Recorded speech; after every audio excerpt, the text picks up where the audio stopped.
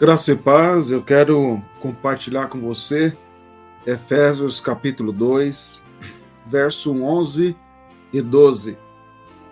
Portanto, lembrai-vos de que outrora vós, gentios na carne, chamados incircuncisão por aqueles que se intitulam circuncisos na carne, por mãos humanas, naquele tempo, estáveis sem Cristo, separados da comunidade de Israel e estranhos às alianças da promessa, não tendo esperança e sem Deus no mundo.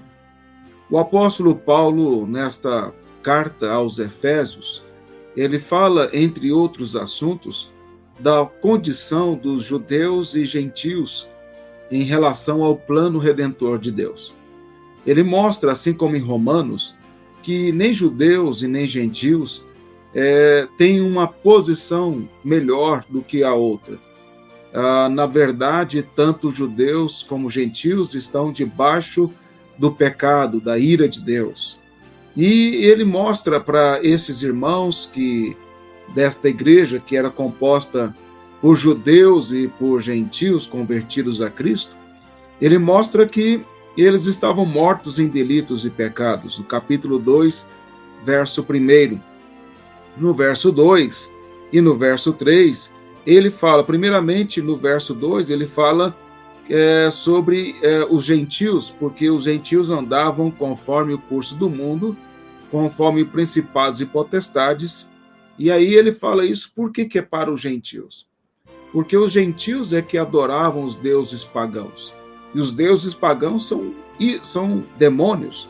Os judeus não adoravam ídolos pagãos, eram os gentios que viviam conforme a filosofia grega, conforme a cultura ocidental anti-Deus, e os judeus não viviam desta maneira.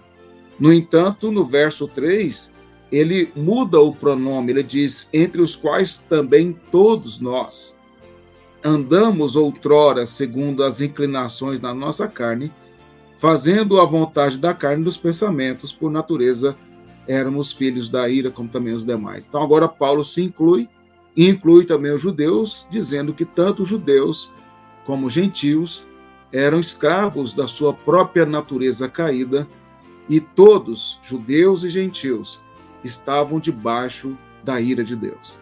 No verso 11 e 12, Paulo fala para os gentios, e ele fala que antes da graça alcançá-los, antes deles serem transformados à imagem de Cristo, conforme o verso 10, eles deveriam sempre lembrar que no passado eles eram chamados de incircuncisos pelos da circuncisão, ou seja, pelos judeus.